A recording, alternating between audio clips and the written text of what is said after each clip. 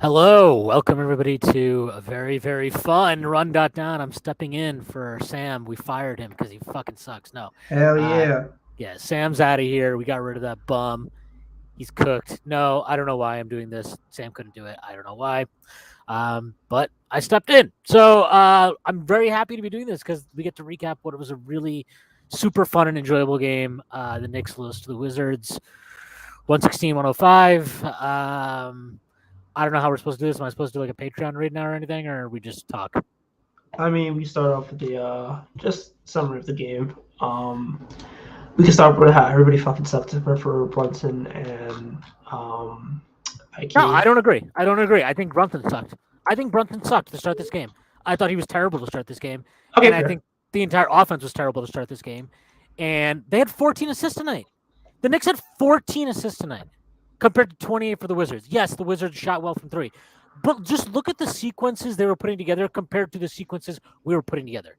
And not just that, like, I don't think Wes Unseld Jr. is a particularly great coach, but like he does really very basic things, in terms of like the NBA in 2023, where it's like, okay, we're gonna start big with Gafford at the five, then we're gonna try Porzingis at the five, make you play five out, then we'll go with like Hachimura and do some weird shit, like just trying different stuff to make things challenging for your opponent has value.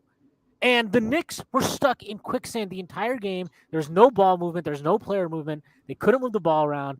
And they didn't try anything. They just kept doing the same thing. We're going to play with the five. Okay, we're going to play with five. Great. Then what are we going to do? We're going to, you just take turns. Everything is just a take your turn. I don't even blame the players really at this point because, like, it seems like they're running what Tibbs has decided they should do. And there are going to be stretches where Brunson is cooking and Randall is cooking and RJ is cooking and IQ is cooking, and it doesn't matter because they're all making enough shots that we're good to go. But in a game like this tonight, where Julius did not have any, first of all, he just looked exhausted. Second of all, he didn't have any juice on his jumper.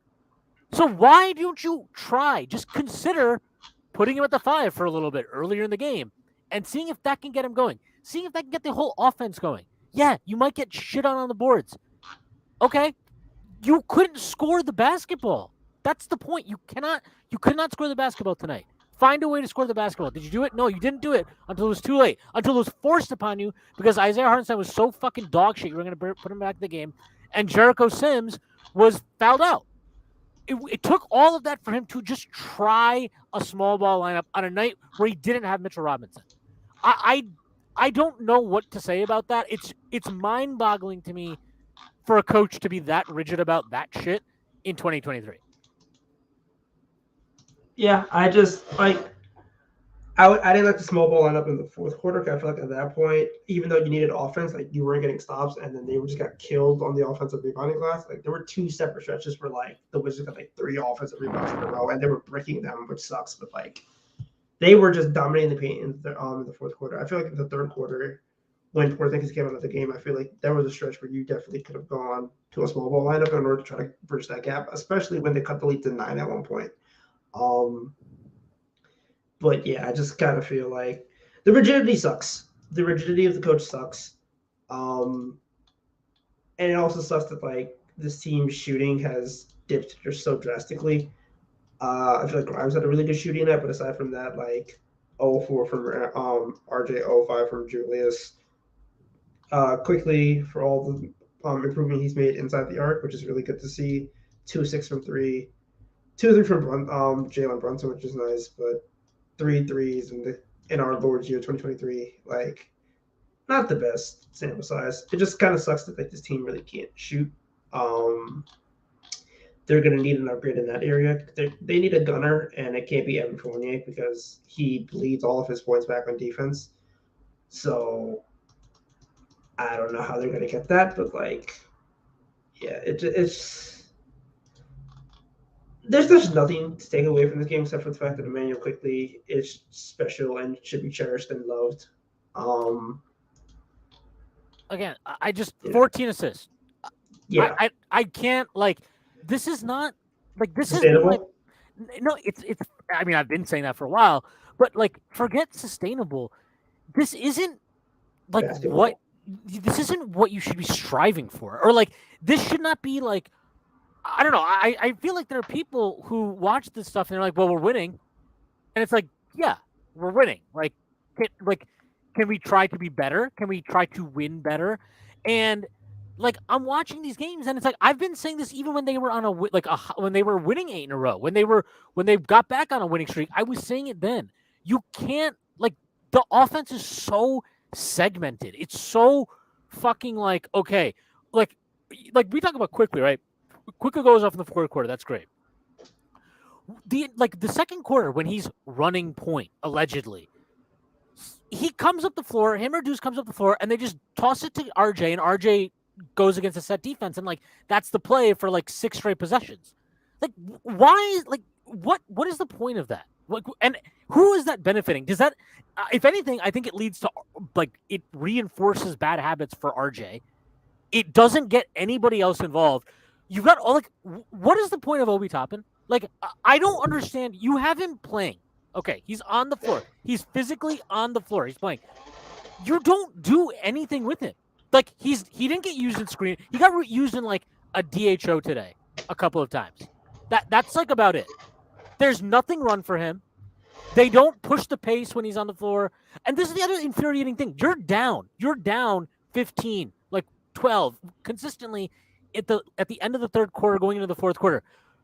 You're the only time they pushed the pace was at the start of the fourth quarter when they cut the lead to 7. Okay? You're down. Why are you running? There was an infuriating possession. I think it was they got a stop down 7 with the ball. And instead of just flowing into something, they ran some pick and roll for Quickly that went nowhere, and then he had to give it to Deuce, and then Deuce got it stripped from him. And it's why are you running a set play there? You are just having success with just flowing into shit. And I don't know. I just can't. I really don't understand some of it. And by the way, at this point, remember all that stuff? Oh, the Knicks are playing faster. The Knicks are down to coming into tonight. Yeah, they're 26th, at least on Basketball Reference, in pace. So we're not actually evolving. What we have done is we have found better players to play the slow, methodical, half-court game that is generally what Tibbs has liked to do throughout his career as a coach. And I just want to read these out because I think this is probably worth saying. Okay, so today the Knicks had 14 assists, right, as a team. Against the Raptors, the Knicks had 17 assists in a overtime game. In the Pistons game, the Knicks had 17 assists. Against the Wizards last Friday, they had 15 assists. And against the Pacers, the game before that, they had 21 assists, so that's their high. In the last 5 games, they have 21 assists once. That's their high. I'm sorry, you're just not going to win a lot of basketball games if nobody is moving the ball and you're not sharing the ball. They had 16 assists against the Bucks. The game before that, against the Raptors, the game before that, they had 19 assists. This is dog shit. This is not good. This is just yeah, you can get away with that when Brunson has a player of the week level of play, or Randall goes off on a heater for a month, or RJ is cooking before he gets hurt. You can get away with this stuff because your players do have the ability at times to go on extended runs of just individual great shot making. It's not gonna work at a level that you're. I mean, look, I assume that everybody's goal at some point is to try to develop into a contending team, and I don't think that playing some heavy ball movement, player movement offense is all of a sudden going to morph us into a contending team. But you have to start doing that shit to eventually get there. And there's benefits to it. I'm sorry. I reject the idea that this is just who Obi Toppin is. And the Knicks should just cut bait and trade. Yeah, maybe they should trade him. But you're trying to tell me that they couldn't increase his value if he was more involved offensively? Or a guy like Quentin Grimes can't do more than he is offensively? Or that Emmanuel Quickly, a guy who's had triple doubles and all this type of shit, all of a sudden can't pass the ball anymore? And Jalen Brunson is this black hole of no, this is systemic. This is a systemic thing. And these are the results of choices that Tibbs is making in terms of how he wants to run his offense. There are pluses to it and there are downsides to it. The pluses are I think the defense has improved broadly speaking because they get back, they're more set all the time, and I get that. But I think ultimately to get to the next level, like I don't know, I just don't see how Tibbs is going to be the one to get you there because he's kind of showing you exactly what he is as a coach in terms of his rigidity schematically and with lineups and how he wants to play. And maybe that's fine for this season. That's fine for this front office. But like as a fan, and as somebody who thinks that the talent level on this team is better than consensus, I guess is probably safe to say. I really don't think that he's doing a particularly. I don't think he's doing a terrible job or a bad job, but I don't think he's doing a great job. I think he's doing an average job at best. Yeah, I think what I would say at this point is like he's able to maximize his team, but the maximization of this team is in terms of like relying on insane shot making and elite offensive rebounding, which is not a sustainable offensive system. It's nice to see the limits of it pushed though, but at the same time, like you cannot rely on this for 82 games because nobody's going to have 82 games of elite shot making. You're going to miss shots at some point, and then compound that with the fact that you don't get your bench involved, and you also don't have good shooting. You're basically relying on like insane 2 point shot making, getting to the free throw line at a high clip, and then like maybe one or two guys going off for like 5 threes. It's not sustainable. It's not tenable. It's impressive that so far in the season it's gotten to a point where they're like top 11 in offense and still like top 10 in defense, I believe. I think they obviously dropped tonight, but yeah, they're 11th in defense and they're 9th in offense. Wild. Defense dropped. Okay, but yeah, like it cannot work. It cannot work long term. The fact that it feels like the trade that's eventually going to happen. I think we both agree that a trade is coming at some point. Like we've heard too much smoke. Um, the trade is basically there to like cover up the inconsistencies in the offense, and I don't feel like the trade is gonna like bolster the team significantly, but it also kind of feels like you're just getting a trade in order to get more bodies. I mean, I think it could bolster it significantly in the sense of like some of these close losses become close wins, and you have games like tonight where maybe a guy that can score a little bit more off the bench other than quickly gives you enough that you can bridge the gap. But like to me, like so we talked about this, we disagree with this, but like the reason I'm interested, right, in somebody like Caruso, who doesn't on paper address like scoring, obviously, but I think a guy like Caruso gives you more like we saw Deuce do a nice pick and roll and set up Sims, but like I mean, he's not giving you anything really offensively. And I'm not saying that Caruso necessarily would. I do think that he's a more consistent ball handler, creator, and he's also somebody who just generally makes quick decisions with the ball, which I just think they need. Like they have too many guys that get the ball and it's pound, pound, pound, pound, pound. Okay, swing it to somebody else. Pound, pound, pound, pound, pound. Swing it to somebody else. Like you need more guys that make quick decisions. That's something that stands out about Quentin Grimes, and I think that's why he's helped balance out the starting lineup.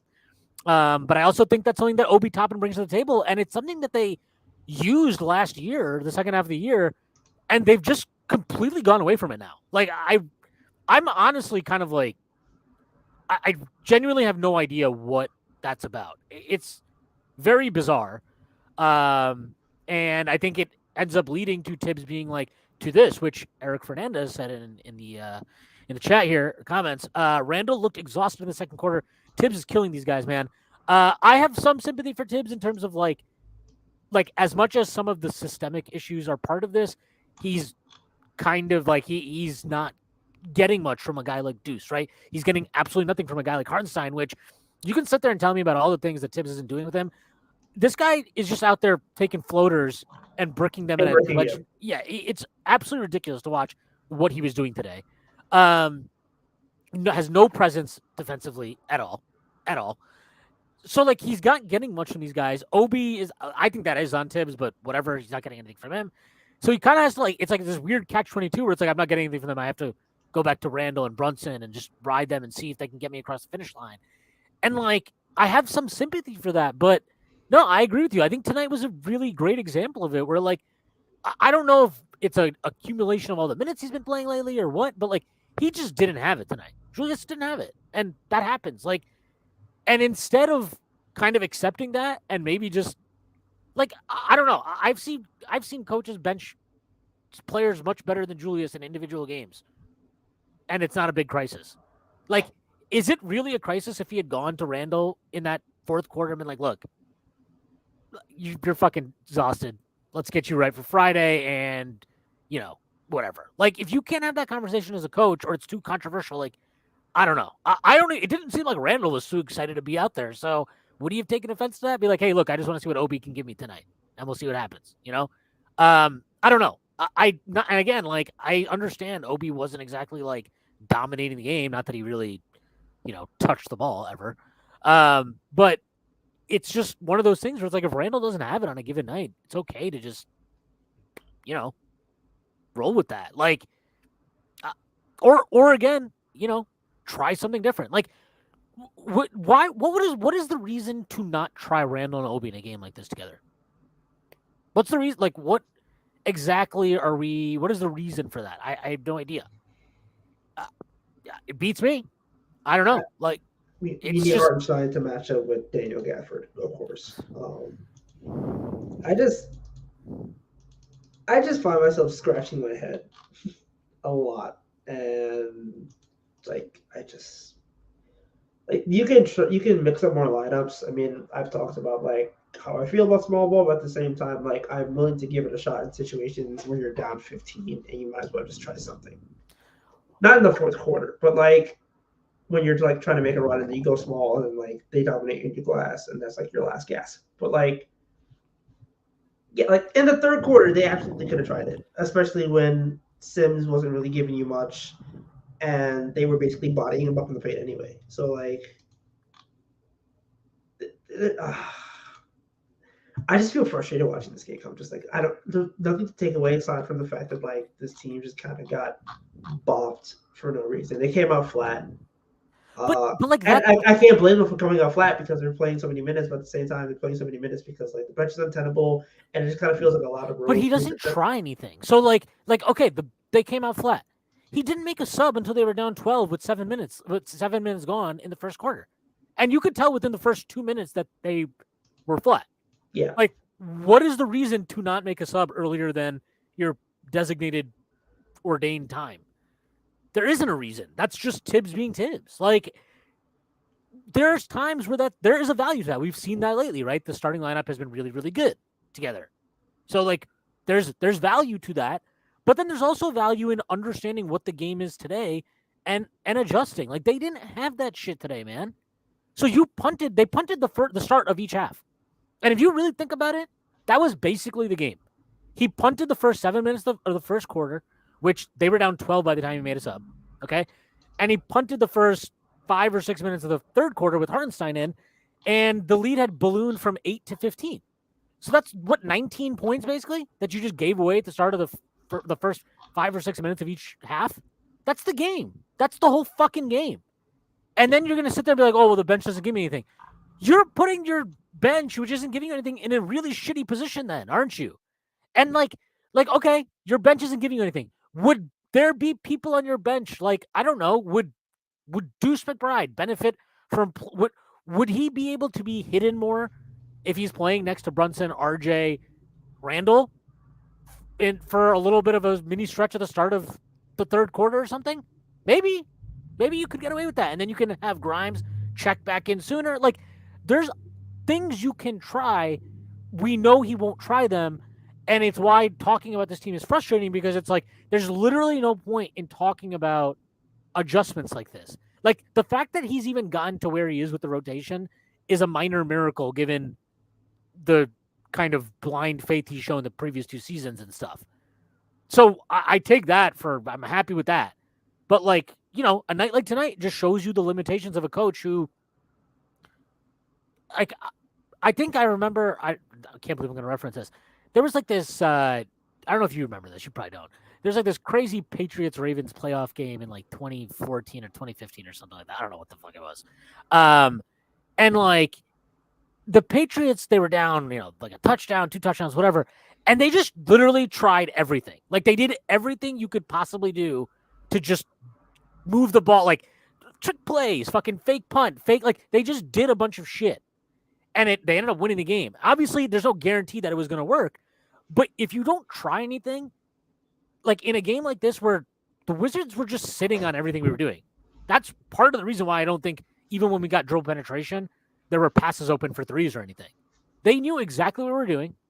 They were positioned themselves accordingly, and that's what it was. Like there was no way to juice it. And then finally, when he went small, yeah, they gave up 1 billion offensive rebounds.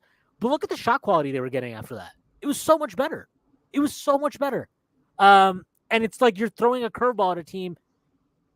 It was so late, and there was, and like to your point, like at that point, you're probably not going to win the game anyway. And given the fact that they have like Porzingis who can play 5 out, while also giving you offensive rebounding, and then the fact that Julius was not hitting shit tonight, you kind of just didn't have a chance there. Also, like Julius was getting like he was garbage on the boards. Like he was bad on the boards, man. And like no, but he had 15 plus today. On the boards? You're talking about RJ or you're talking about Randall? Randall. Oh yeah, Randall had 15 plus boards today. Oh, please, who cares? Like, dude, half of those boards were like such low quality boards. Like he had 7 offensive rebounds, and a lot of those came in garbage time. Like he had a couple of. I always like when he steals a rebound from like RJ or Quickly.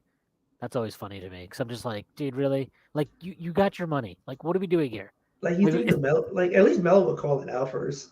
Like he just walks up and like bumps some dude and they knock him to the floor and then he just gets the rebound. I'm like, I appreciate the stat pad, but like he had 3 offensive rebounds in the fourth quarter and it was basically in garbage time. But yeah, they weren't good rebounds. No, he didn't have a good game today. But like, yeah, he was yeah, it happens. He's exhausted, and you're like the craziest thing, right? You take a timeout with what the hell was it, like 1:05 left, and he leaves the starters in. He leaves this in, like, dude, just the game is over. It is over, bud. Like, call it and move on. And the Knicks should just never press because I've never seen a team that is so unprepared to do it.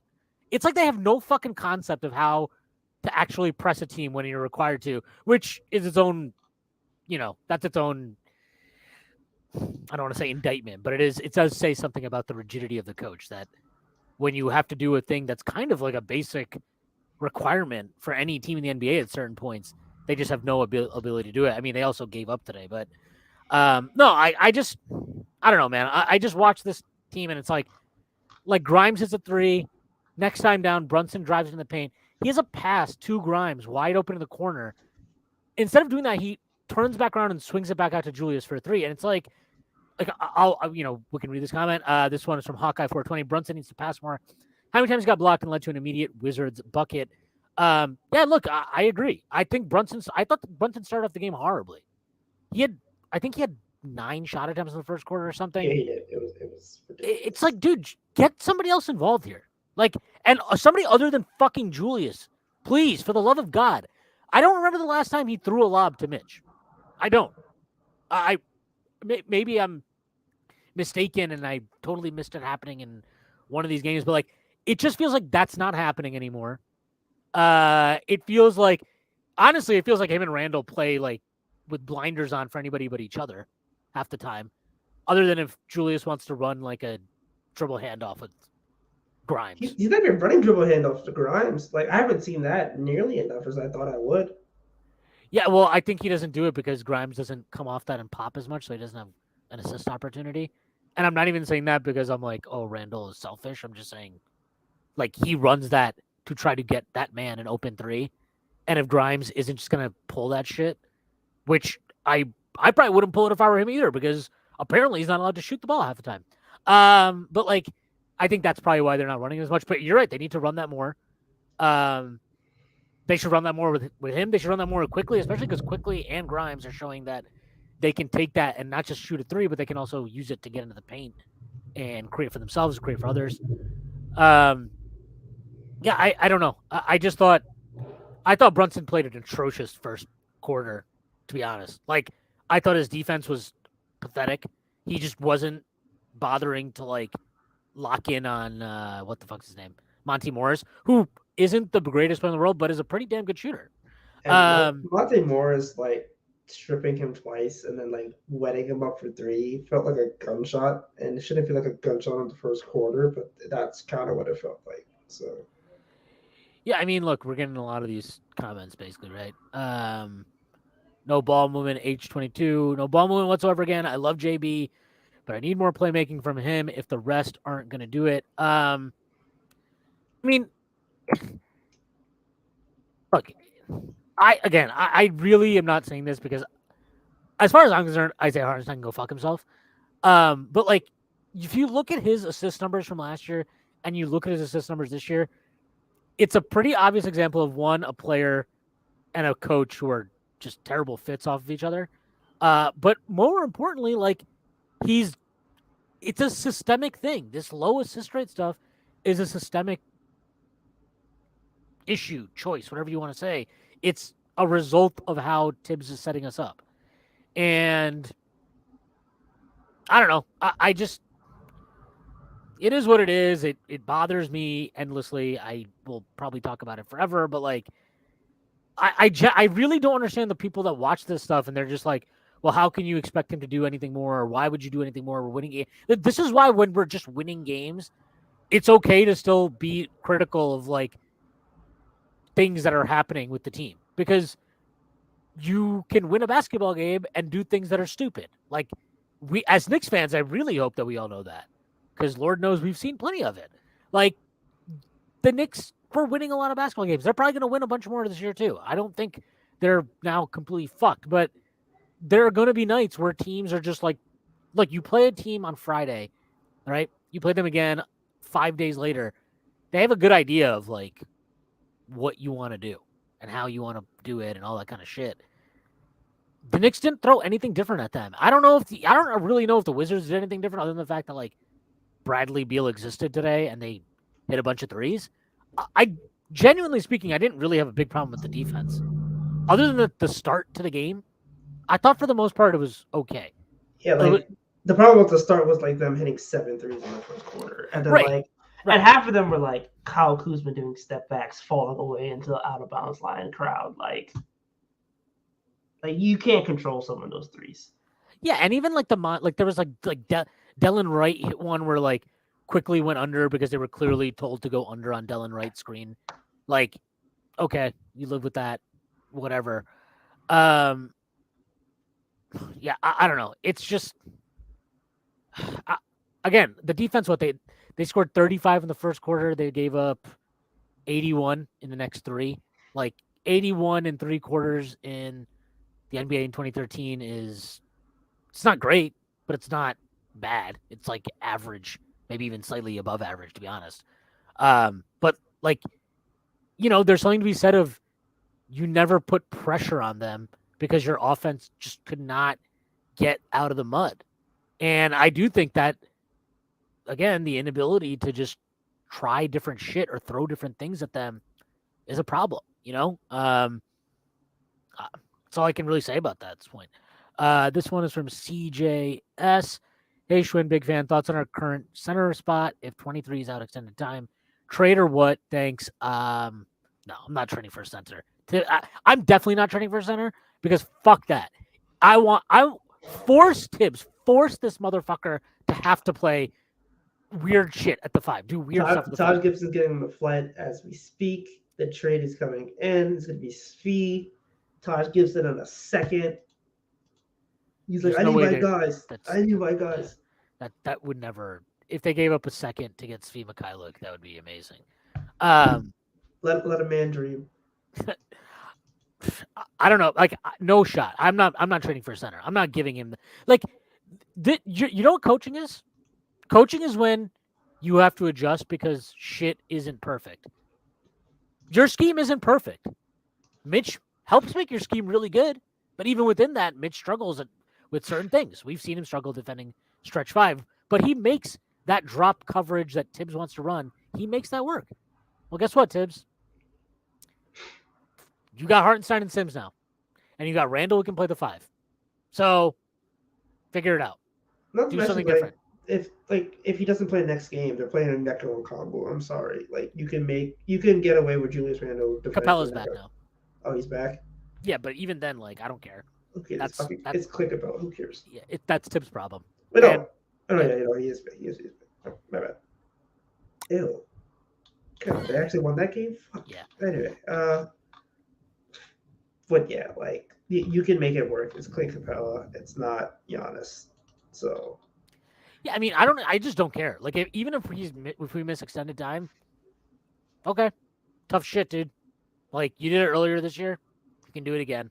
I have faith, or I don't. Doesn't really matter. I'm making you have to get more out of the guys that you have at your disposal. So sink or swim. Like, I love Mitch. I think Mitch is super impactful.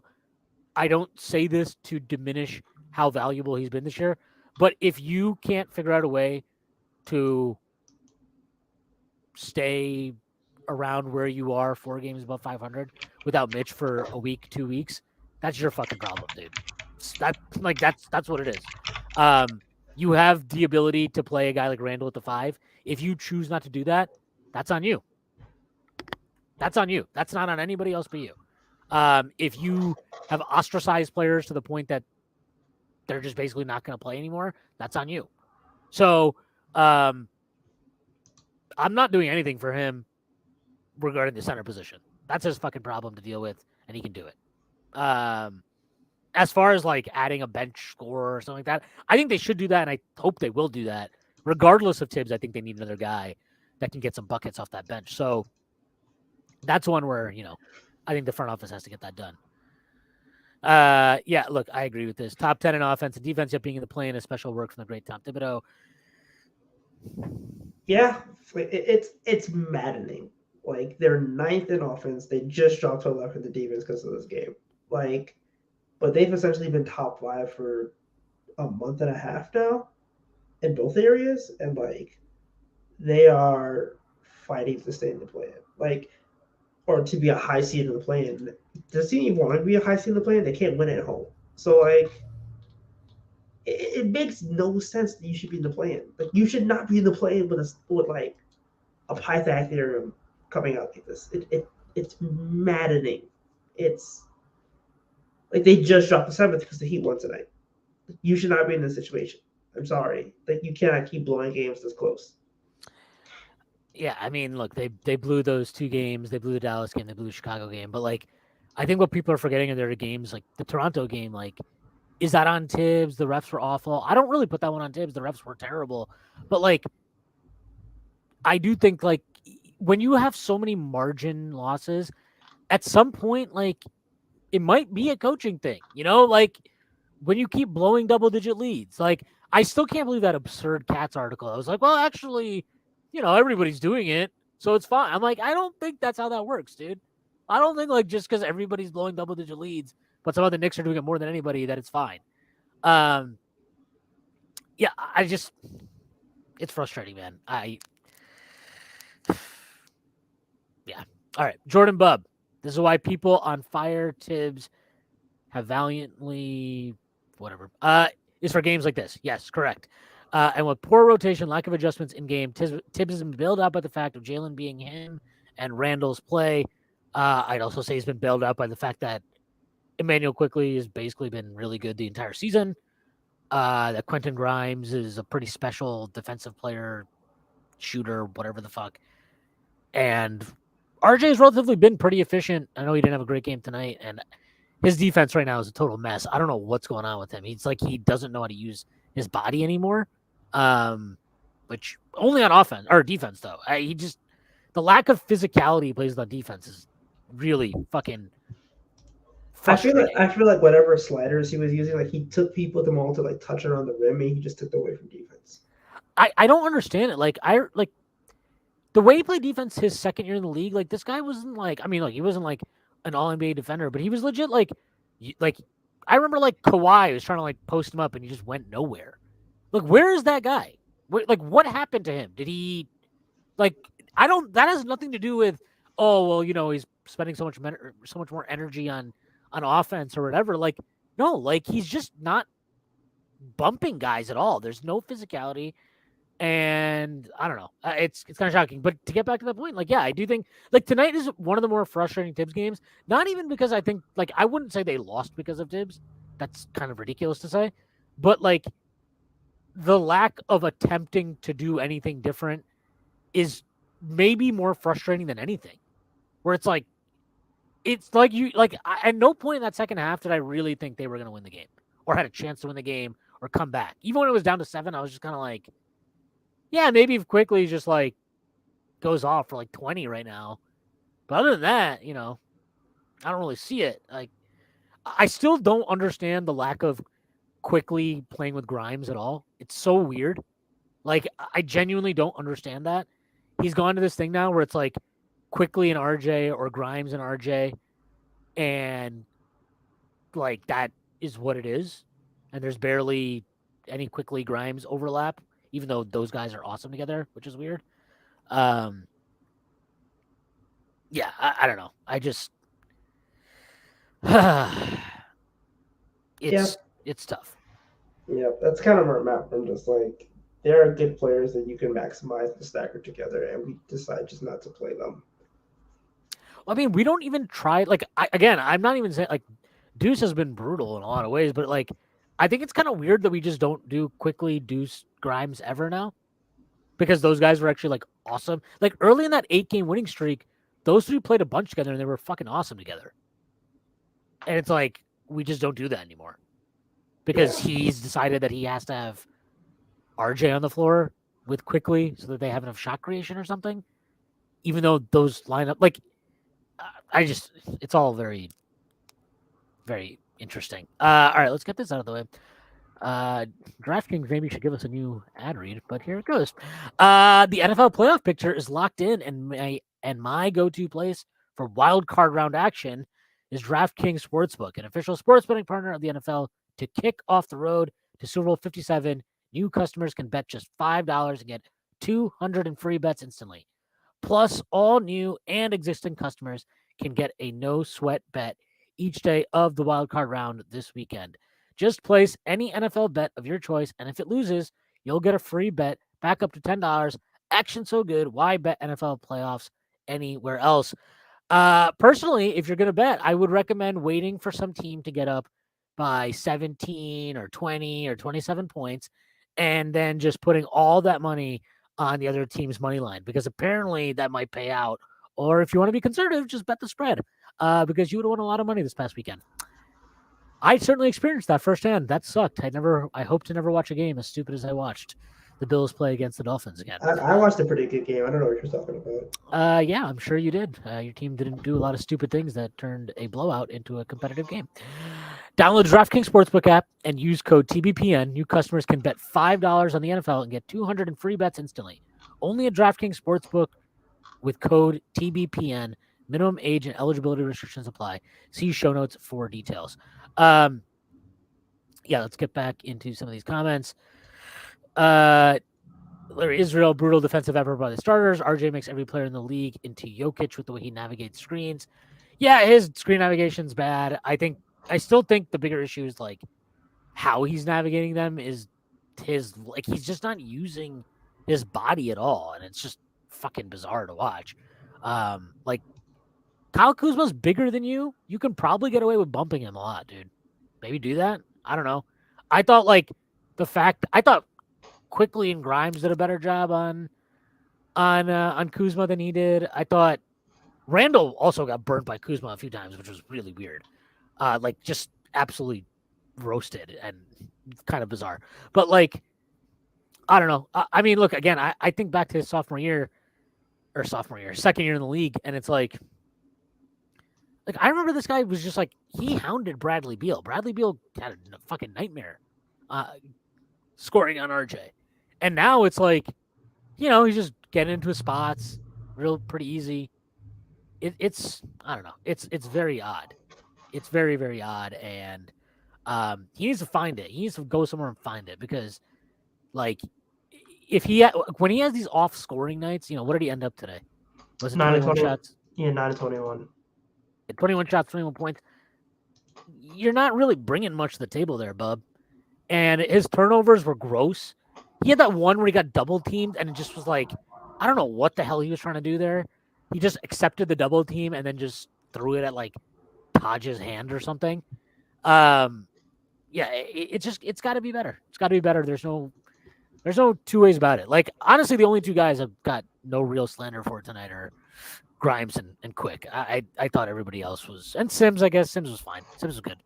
Everybody else can get fucked to a different degree. All right, let's see what else we got here. Oh yeah, here, here. What do you want? You want this one? Here we go. All right. Yes, JB playmaking has been questionable recently. I've been bringing this up, and I don't think I don't like doing it because I feel like it feels like nitpicking a little bit because he's scoring really well for the most part. But like I do think he's gone. Look, the guy needs to be getting us more than what the fuck was it? He had 4 assists tonight in 38 minutes. Like, come on, what are we doing here? Yeah, I Brunson's passing is like he's not the best passer in the world, but he's definitely more than what he's shown the last I'm gonna say like few weeks. Since he really started to like take more usage and like score in the offense, I feel like his passing has just been like atrocious.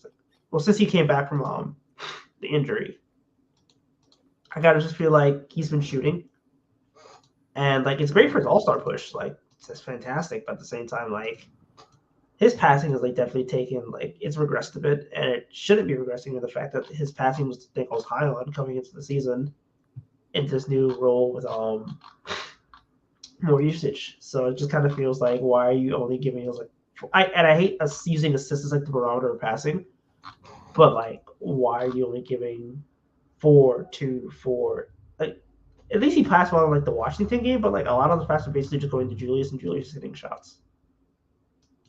Like, why are you not like? I haven't seen a lob throw like you said. I haven't seen like kick out like a driving kick, just a simple driving kick that doesn't end up in like 17 different sauce dribble moves, which are nice to watch. But at the same time, like you can definitely have a drive to the basket, kick it out to open shooter. If the open shooter doesn't like it, you can reset the play, take the shot, or then like or kick it out to someone on the wing. But like, it just kind of feels like his first and second look right now is to score, and I get it that the team needs his scoring, but also like I need you to kick out to some shooters, dude. Yeah, something weird is going. I think RJ's 3. I've been watching it recently. It feels like he's not using his legs at all. Like he's not dipping. It's so weird. Like he catches it and he doesn't really jump.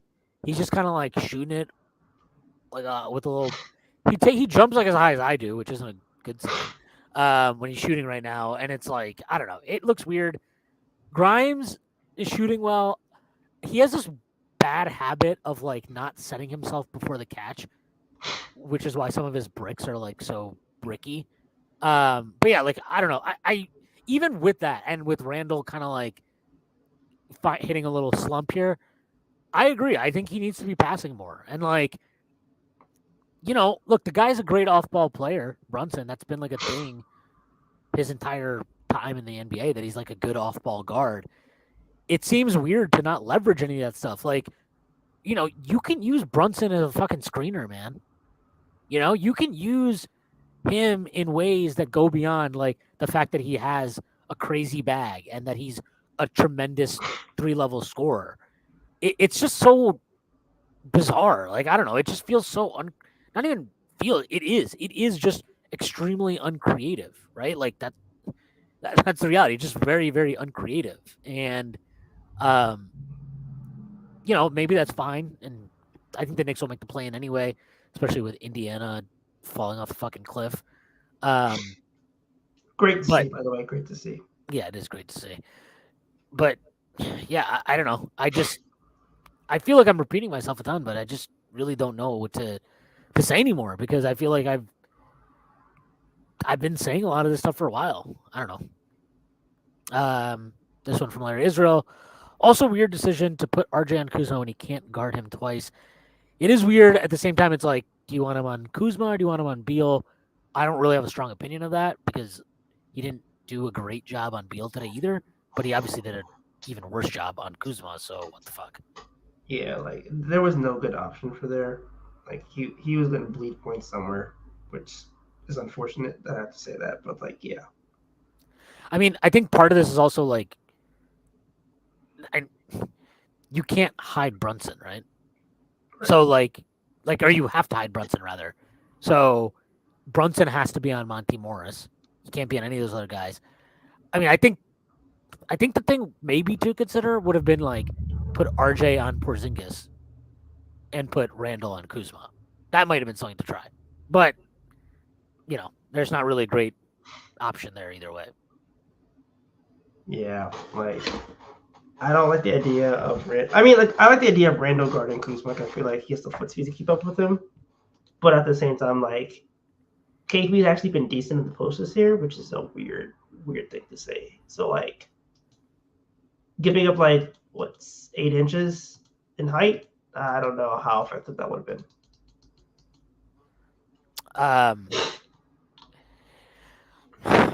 I mean, he didn't do much of his work out of the post today though. True, like he was Everything was on the perimeter or like closing on the perimeter and then driving. I actually that's like one thing I actually think RJ is pretty good at. If you're just like you tell him to do this thing, like, hey, you're on Porzingis, just like you have to close out to him and do that shit. I don't know. I think I would have much rather try that than watch Kuzma fucking light him up again. It's just contract year Kyle Kuzma at that. Contract year Kyle Kuzma, yeah, I mean he's definitely balling. Yeah, this is a good point. Knicks are 1-14 after trailing at half the season, but according to Cats, everyone is blowing leads. Why aren't teams blowing leads against us then?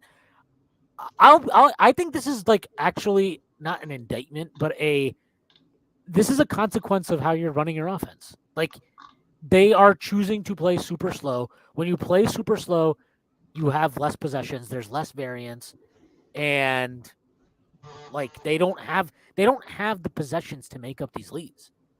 They don't. Like you need to like steal points, right? Steal possessions, and they don't do that ever. They don't generate turnovers. They don't play fast. So really, the only way they steal possessions is when they get when they're great on the offensive glass, which like they are great on the offensive glass quite often. But that's it. That's really like their only source. They're not a great 3-point shooting team this year, as we all know.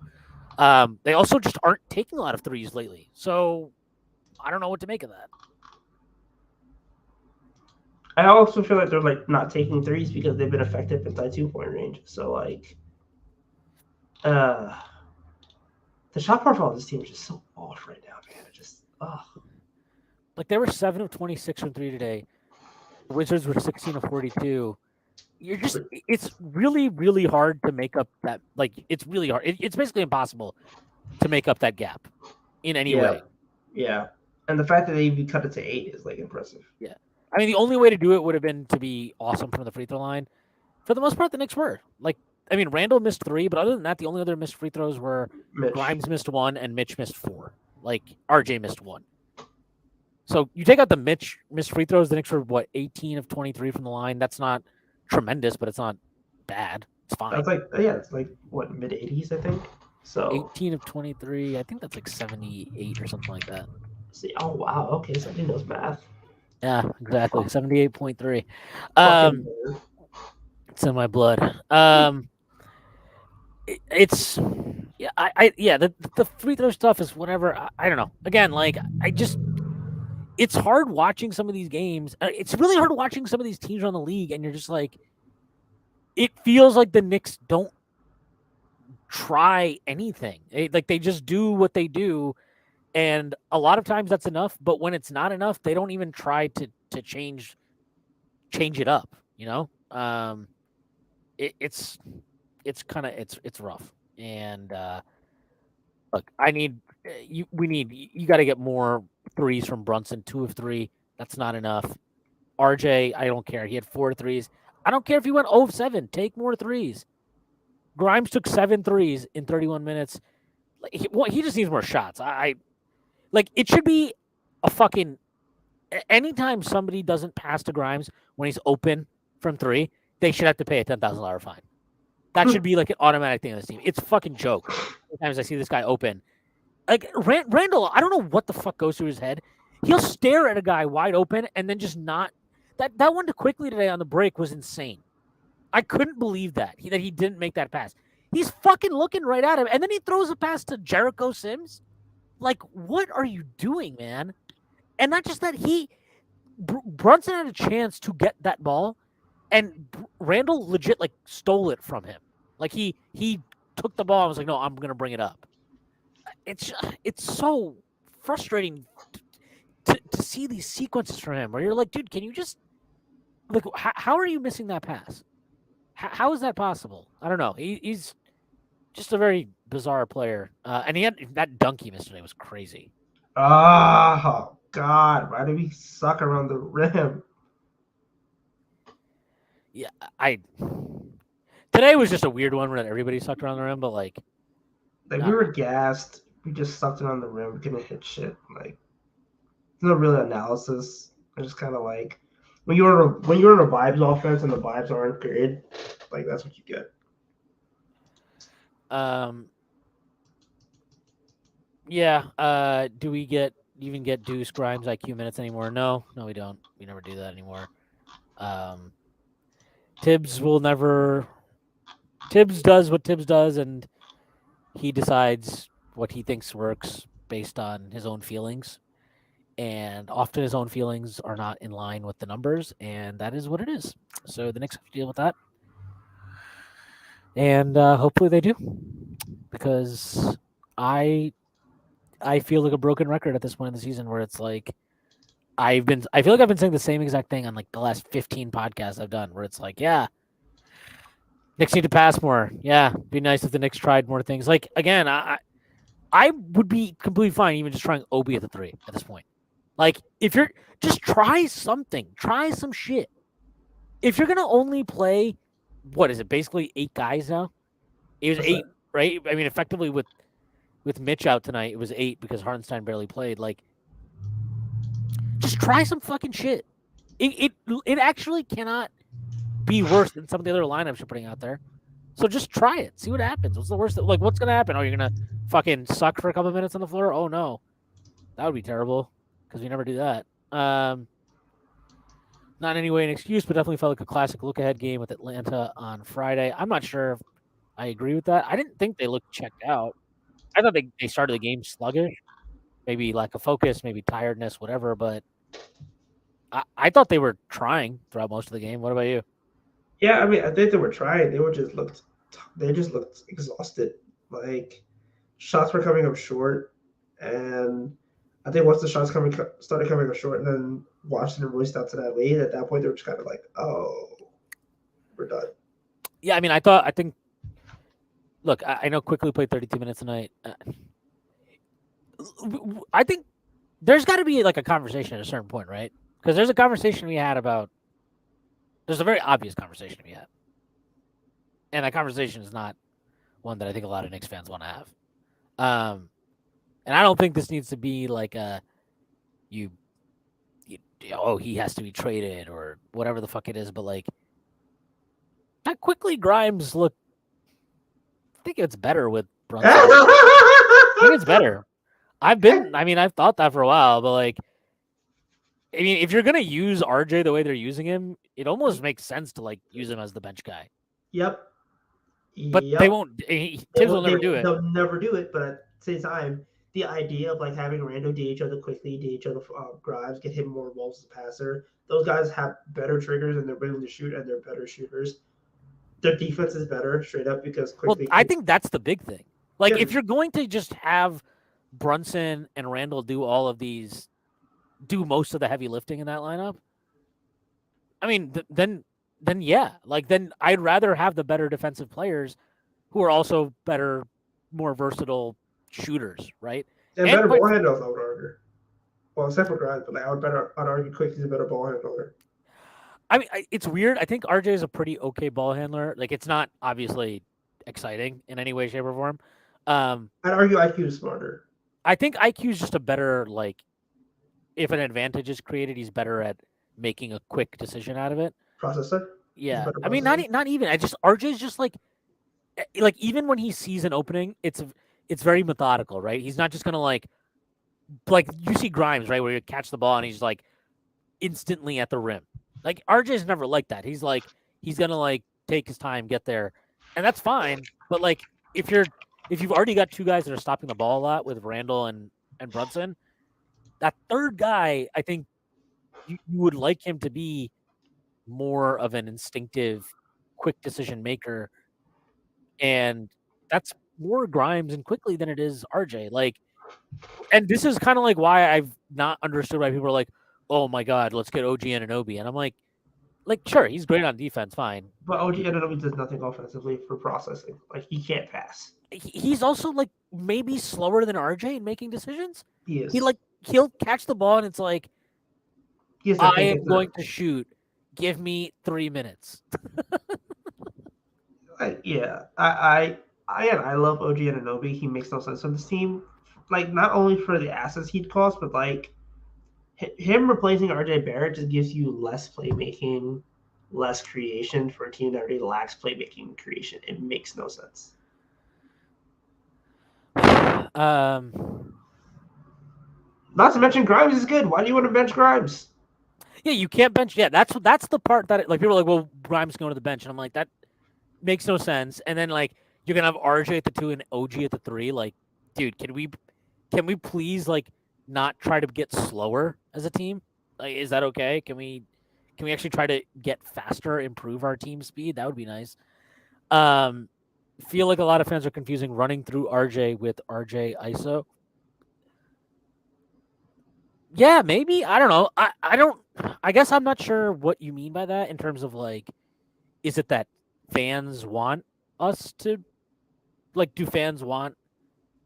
They think running the offense through RJ needs to be an RJ ISO, or are you saying that like they? I'm not. I guess I'm not sure exactly what that means, but I'll tell you this: I don't love the RJ ISO stuff. I like RJ getting shot creation Reps. reps, but like I would much prefer if it's like okay, I when he's in with IQ especially, IQ runs a pick and roll, gets in the paint, driving kick, whatever, and then RJ gets to attack on a second side. Like I like that. I love that. Or you have RJ run a weak side 2-man game, whatever the fuck you or post him up. Shit, I would have loved to see some post ups. I generally think I think he's actually gotten a lot better at the post this year. Um, probably because his floater is like not the worst thing in the entire NBA. So that usually helps. But like, yeah, I all right, here, you explain this further. I'm saying that it seems we're getting a lot of RJ ISO and people are confusing that for RJ playmaking.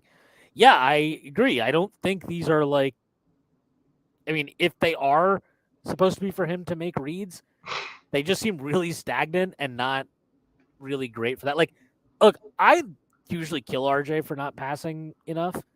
I was like some of those plays today, he didn't have a pass. Like he just didn't have one. It's just he either had to get a shot up or he'd have to throw it out over like somebody's head and they'd have to reset the entire possession. It's not like he was passing up open shooters on the outside. So yeah, I mean that's again, I don't want to do the this is a system like we know we've all made this point. So RJ's just got to find a way to be better consistently on offense. Though I think he actually has made a lot of strides in that sense. But like, yeah, I think there's definitely something to be said of like, hey, look, what do we really want on those two wing positions next to Brunson and Randall? And I think the bigger thing to be said is like I think there are coaches that could get those three guys to work more optimally better. But it does feel a bit interesting that like the best version of this team under Tibbs, like the best lineups often only feature two. Um, there's something there to be, you know, I don't know if people want to have that conversation because most people that don't want to have that conversation think Tibbs is doing yeoman's work. But but I just think there's a better way to use those three guys together than we do. It's just a lot of like they had a possession today. I think it was maybe the first possession or the second possession of the third quarter where it was like Brunson dribbled the ball up, did some ISO, didn't go anywhere. He swung it to Randall. Randall did like a couple of crossovers that went nowhere. Then he pitched it to RJ, and RJ tried to ISO on Kuzma. And it was just like, what is this game plan coming out of fucking halftime? It's like, what? What did you guys talk about at halftime? Did you talk at halftime? Maybe not. He said cook, and that was it. Yeah, right. Like, it's something, man. The Knicks offense certainly is something. It's an offense in the NBA. That's for sure. It, But it's it's a top very 10. It's top 10. That's all that matters. yeah. I mean, I guess so. One of the things I was thinking about is like if you look at the lowest, the bottom 10 assist teams in the league by like assist per 100 possessions, mostly bad teams, but Dallas is also in there, which I think is interesting. Um, Not because Dallas is amazing or anything, but like they run a pretty good offense. They get a lot of threes, but like they're playing 5 out, right? Most of the time. And I think you can get away with a low assist offense if you play 5 out more because you're creating better natural, like there's but more space, right? So like RJ, Randall, Brunson, all these guys have more space to attack the rim. Um, but you're not like the Knicks don't do that. Obviously, they play with the traditional center most of the time. So it's always just going to be kind of ugly if I think given those three guys what they are, and if you want to play them with the traditional rim running drop center, like that's just I don't know really how you're going to create like a beautiful flowing offense. And if anybody wants to say that's on the front office, like get the fuck out of here. Like Tibbs, that's they got Tibbs the big that he wanted. He wanted them to keep Mitch.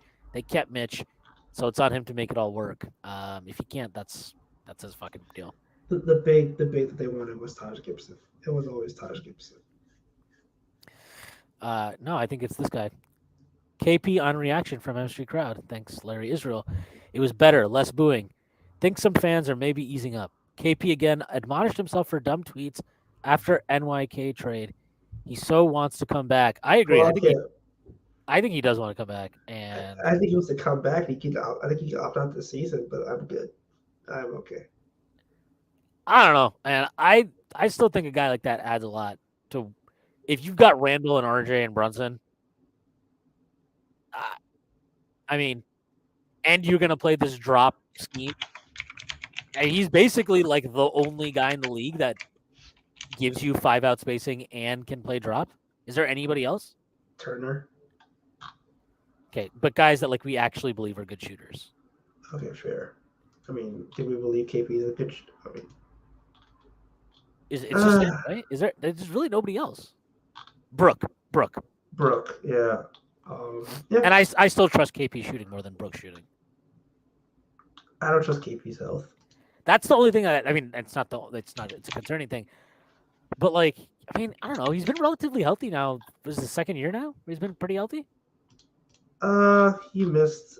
He played 51 games last year, so He missed a bunch of time in Washington though, right? He missed a bunch of time in Dallas and in Washington. I think it's like a point where like he got hurt early in Dallas and then like he missed time. He got traded when he was injured. The Washington stuff is so weird though, like because they were clearly just tanking. So he missed what? One, two. No, remember, like he got traded from Dallas to Washington and he was hurt. Oh, I see. Yeah. Okay. Yeah, I don't know. I still like if you can get him and keep Mitch, that is something to consider. I don't know. I don't know if I can get behind the idea of Porzingis. I get what you're saying, but I also am just like not confident. I mean, I'm not confident. It's definitely a huge risk. I just think like, and the contract would need to be favorable. My thing is like, there's basically nobody else in the NBA who like gives you those two things, which are literally. I don't even know how you would defend a team if like you've got JB running pick and pop with Porzingis, and then you've got to honor that 5 out spacing Like, what do you even do with Randall and RJ and Brunson? Shit, even Grimes. Grimes is showing he can get to the rim pretty well and finish too. I don't like. What do you even do with that? I don't know. I have no clue. Like, I think my thing is like, what is KP if he's only getting like 11 shots a game? I don't know. What's his usage right now? His usage right now is he's at 27.3. Like, do you Yeah, want to that's drop that? definitely the concern. That's Yeah, like, do you essentially want to drop him to like rookie year usage? well, you'd basically want him to be what Dallas wanted him to be, and he was not happy in Dallas. So. Yeah. So you thought it was bad with Luca. Do you want it to be a situation where like he's playing with Brunson, who's basically mini Luca in terms of like usage and like how he's utilized in the court, and you have like RJ who wants the ball as well, Randall who wants the ball as well. Well, I think if you do it, you'd probably have to trade RJ, right? That's like the only way it actually makes sense. At No, least I mean, because you want like if you're right, like if you trade for Porzingis, much of his value is intrinsically like about him doing more than just defense and threes, right? Like you want to his value is tied to like him creating. I am pretty impressed. He's definitely improved as a passer. That's for sure. Even though his numbers aren't high, he's definitely a better passer. I also just think he's better at like when he gets the ball at the top of the key, not just shooting, but actually being able to like put the ball on the deck and do shit. yeah, he seems more comfortable taking two dribbles to get to the paint, which is nice. For him. Yeah, like for him, like two dribbles was a big improvement because he was not doing that. Um, yeah, it's tough. Like the KP thing is always so weird because ultimately, the only way I would like have to see his medicals. I would need like full access to all of his medical information. I like I wouldn't. It would I would not be. I would need like a blood oath to make sure that he doesn't get injured for like at least 3 years of that contract. Like I need some sort of like spiritual warfare. Um, yeah, After you get after lost like this with Reggie Bullock or something, like you know what? True. dude, Reggie Bullock attacked a closeout at the end of that game. I don't know. He was open from three. Like he pump faked on a three. Then he attacked the closeout and got absolutely fucking stuffed by John Collins at the rim because he has no vert at all. I I thought that report was insane. I think that report is stupid. I don't think that. I think they're. I don't buy it. Like I think they want. I would assume that they like. Okay, that's probably tips talking. First of all, that's 100% tips talking. I don't know how he's talking to Mark Stein, but he is. I would not be surprised if Dallas is a suitor though. But I don't think it makes sense to trade him to Dallas because if he pops in Dallas, he looks stupid, and you have their pick. Well, one, I don't think he's gonna pop. I think he's like a secret tanking sabotage weapon for us to send there. Um, but more importantly, like the way I read that, because the first paragraph of that entire little blurb on Reddish was the Knicks wants second round compensation for him, and then it's like, oh, but they're angling for Tibbs' favorite Reggie Bullock. I think the Tibbs' favorite thing is a little. I don't want to say it's a bullshit angle. I think it's like, Tongue in cheek. yeah, I don't think that's the point. If the Knicks want Bullock, I think it's because the contract is useful. The way I took it is like maybe they'd want Bullock, but if you just look at the salary, it doesn't work. If you trade Bullock for Reddish, doesn't work straight up. You'd But have what to does trade work, like Svi. what does work, is if you traded Reddish to the Mavericks, and then you trade Bullock to the Rockets, and then you trade Rose to the Rockets, and you trade Eric Gordon to the Knicks, and the Rockets send there's some other bullshit. They have like a $3 million. It's some loser they have signed for like $3 million. You send that guy to Dallas, and that all works out great. That all works. I think that might be it. I don't know. Just throwing it out there. I did the math. It works. I think it was like it might be Boban. I don't think they can Boban. They can trade Boban. Oh no, they can't reacquire Boban, but they can trade Boban. Yeah, I forget who it is. I'll look it up right now. This is actually really annoying me. Um, It's they have Boban, they have Harkless, they have Harkless. That's who it is. Harkless. what's the Nick? Nick. Yeah, but Harkless goes so Dallas would get Reddish and Harkless. Knicks get Eric Gordon. Rockets get the second round picks from Dallas, plus Bullock, who's expiring basically, and and whatever else. Rose is expiring. They actually save some money on that deal, and they get second round picks, which like they suck. They want draft capital. It makes sense. I feel like you could just trade. You could just trade for Eric Gordon straight up. So like, I don't really see an avenue there. But do they want the guys we have? I think they might want the vets though. I think like legitimately they won't. I can see the Rockets wanting Cam Reddish and Derrick Rose. Maybe. I mean, like you could take a gamble on Reddish. Reddish goes to a place where like he could get shots up, and Rose is there to like play point guard because Kevin Porter Jr. cannot play point guard for that team. And it doesn't matter anyway because Derrick Rose is going to be expiring. So like, and maybe if they just want to buy him out, they could buy him out and then he can ring chase. Like, I can see either or. Yeah, I mean, if they buy out Rose, I mean, I'm assuming if you, I think anywhere Rose gets traded is actually just going to be like a buyout situation. So yeah, I don't really care about that. That reporter, like, they want to trade it to contender. That's like trying to fish some kind of value for him, but like, he's not going to get value. Right. So I think I would do that. I mean, I would do any trade where the Knicks effectively just get a player for contracts, even if they have to give up a couple second round picks. That's fine to me. Yeah, like I would give him like a couple second round picks for Eric Gordon. That's okay. Yeah, and maybe they would just prefer to have Reddish. Who the fuck knows? I can honestly see them wanting Reddish. The only thing is they want max cap space, I think, because they think that Harden would come back there, which is hilarious because Harden is definitely not going to go back there. I still think you could sign. You could probably still sign Cam, even if you were like rescinded his cap hold, like because they have so little salary in the books. I don't really like give a shit about Eric Gordon that much, but like I just want somebody else on this team that can score the ball off the bench. Like if I have to watch Quickly out there with Deuce and just like stare at him and be like, bro, can you give me the ball now? Like, can I do this now? Because you can't. Like what he had 18 tonight. He's had double digits off the bench now for 4 games in a row. Like he's the only guy giving you something off that bench. They got to get something else from there. If they're not going to bother to try and use Obi, the best way to do that is to upgrade on the Deuce spot.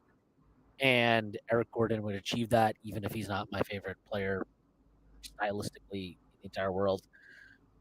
Are there better options? Maybe. I'm open to hear who they are, but they got to do something. Jay Crowder. Can't say that straight face. I mean, that's who Tibbs wants Obi to be. Like it's so obvious. That's what he's like. It's like no, just stand in the corner. Yeah, stand in the corner and we'll get you the ball when we think you're ready for it. It's like, dude, he's like, can he move? No, nope, just stand in the corner. Okay.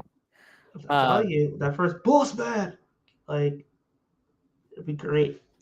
Boss. 99.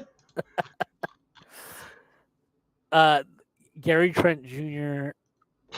is better than Gordon. I agree. Yeah, but I agree he's better than Gordon, but it's also a situation where like, do you want to trade the Bucks pick and then extend it for $22 million? Which I would do that, but I don't know if the Knicks want to do that.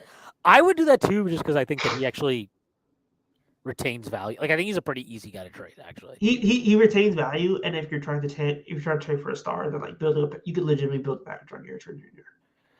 Yeah, I'm just looking at his numbers for the year. So he's at 36% from 3 this year, which is a career low. I'm not counting his first year when he played 15 games. But like he's a 38% 3-point shooter. You know, he's a 40% guy probably. I'm not worried about the 3 ball. He's not somebody I'm like, what if he can never shoot again or something? Like, no, he's gonna shoot. He'll be fine. And he's also I think this is career high for like true shooting for him as well. Or like not career high, but like second high. But like I think you could sell a team on the idea of like if his three ball pops up to like 40%, then he's like a 20 PPG scorer who doesn't turn the ball over. Like you could probably sell yourself on like him being like, oh, he's the next Laurie Marketing. And I do think a lot of teams might be going that route where it's like, oh, he might be the next, looking for the next Laurie. So Yeah, I would do. I mean, I would do it. I just don't think the Knicks would.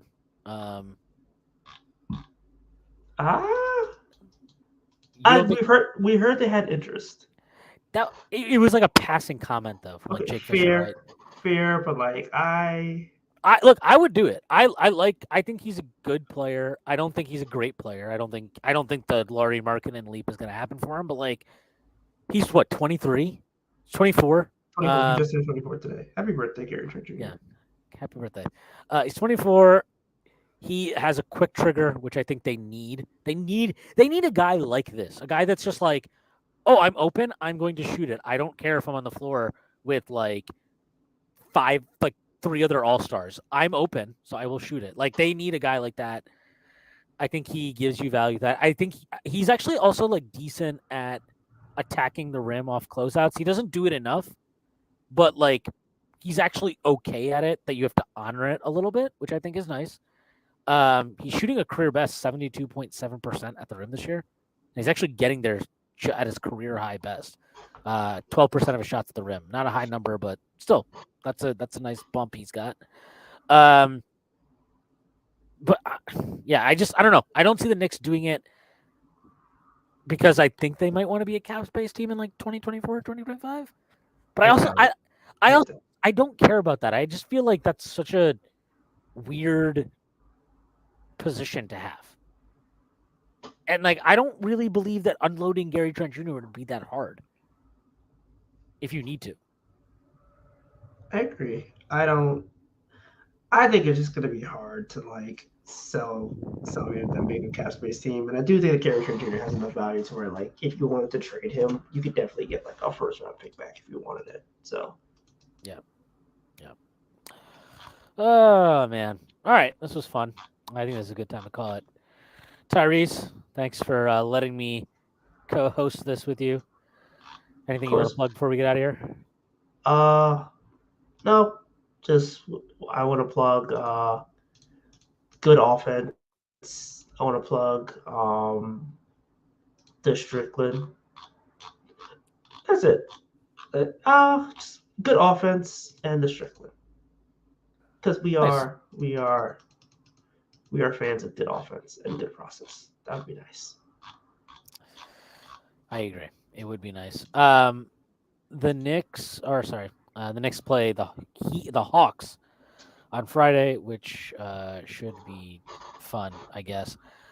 By the way, Manuel quickly up to 54.9 true shooting this year in 46 games. 50 EFG. They thought he was washed. They thought it was over. Washed King. Yeah, he's. It's kind of funny to see him become this like 2-point expert now. I don't know how we got here, but we did it. We did do hard work, determination, and the blood of Christ. Well, that's definitely what he would tell you. That's for sure. All right, that is our pod for today. I have nothing to plug. I'm just going to plug all the work at the Strickland, all the pods, all that shit. Check it all out. Hope everybody has a great night. And me and Prez are recording Pod Strickland tomorrow morning. So maybe that'll be up before the end of the day tomorrow. All right, that's it. Everybody have a good one. Take care.